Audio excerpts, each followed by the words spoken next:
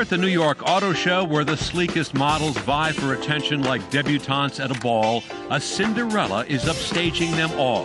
Hyundai, the Korean car maker once considered a joke, is the only one actually gaining on its rivals in this recession. We often hear that business is a marathon and not a sprint. But I'll tell you, for the auto industry today, it's more like a marathon with gale force winds, right? North American CEO John Krafchick, who cut his teeth at Ford, is quickly moving up in the pack. We have had a good run, and we like to say at Hyundai, flat is the new up, right? If that qualifies as a Cinderella story, yeah, maybe so. Late last year, when unemployment surged, Hyundai pounced. It offered a security blanket called the Assurance Program. Hyundai would take back newly purchased cars if the owners lost their jobs. We found half of all car buyers had taken themselves out of the market, and of those half, 3/4 were doing it because they were afraid of losing their job. So assurance kind of came from that insight. It worked. Sales of the Sonata, a modestly priced sedan, jumped 85% in January.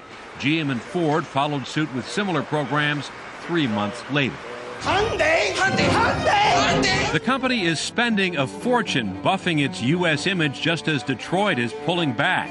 When GM dropped out of sponsoring the Academy Awards, Hyundai quickly moved in with 7 commercials. It also advertised during the Super Bowl. It's Hyundai, like Sunday. We hear Hyundai, Hyundai. Even my mom mispronounces it, unfortunately. What does she say? She uses Hyundai. Hyundai's Cinderella story has been decades in the making. In the 80s and 90s, its first cars sold here became the butt of jokes, symbols of cheap and unreliable imports. They really want the quality to be good. The real turning point came 10 years ago when Hyundai backed its cars with a 10-year, 100,000-mile warranty, the first automaker to do so. Sales tripled. Now, every single model that comes off the assembly line is put through its paces. This is called kickdown. We accelerate to 70 miles an hour, and then we test the brake, checking for vibration.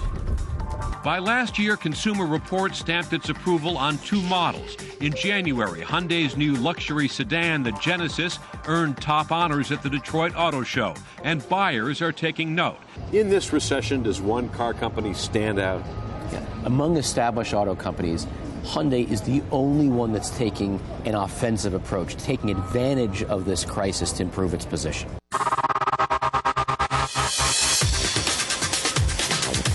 Half of the Hyundais sold in the U.S. are made in Alabama at this sprawling 5-year-old plant in Montgomery. 4,000 workers, including 800 robots. It takes only 18 hours from the moment rolled steel is stamped into various parts through the assembly until a new car rolls off the line. Inspections every step of the way. I check the cars for scrapes, dents, light paint issues that might come from other areas in the plant. So what sets Hyundai apart? Flexibility for one thing. The workers here, all non-union, are trained for multiple tasks. The tires I put on the VIN labels. Basically, I can do anything on this line. Nearly all hourly employees here have no prior experience in the auto industry. Fast food joints provide some of the very best training, according to Hyundai executives. I heard some of your best workers come from the Waffle House. Oh, yes, that's so true, because when you think about it, the Waffle House, what do you have to do all day? Stay on your feet, multitask, and also, have a good attitude, because that's the kind of people we look for here at Hyundai. When sales slow, production is scaled back to 3 or 4 days a week. Unlike the other automakers, Hyundai has not laid off any full-time workers. The factory fine-tunes its product mix based on consumer demand.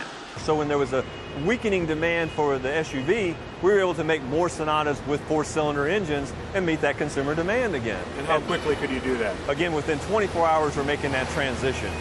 The line workers here earn about $22 an hour, a few dollars less than their Detroit counterparts, but far more than other non-auto factories pay in Alabama. Hyundai did not receive federal bailout funds, but it did get more than $260 million in state taxpayer money to help build its $1.4 billion plant, an investment that Hyundai says has already paid off. That was 3,000 additional jobs just at the plant. Then you have the ripple effect. We have suppliers, 35 suppliers in the state of Alabama alone. Basically, the economic model says about 30,000 jobs were created when this plant was built right here in Montgomery, Alabama. That's significant. Hyundai's biggest advantage may be its young, non-union workforce. Unlike the Big Three, it isn't saddled with health care costs for generations of retirees. And like other foreign-owned plants popping up mainly in the South, it represents a seismic upheaval. These plants are very efficient, they're low cost, they're high quality and flexible, and for that reason, there is a new, quite vital auto industry in the U.S. And Hyundai is now a serious global contender, overtaking Chrysler to take 5th place behind Toyota, GM, Ford, and Volkswagen.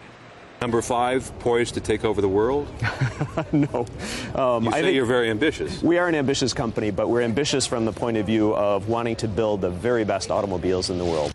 So the former laughingstock has finally arrived. No longer the butt of jokes, this Korean Cinderella is now stealing the show. I'm Chris Bury for Nightline in New York.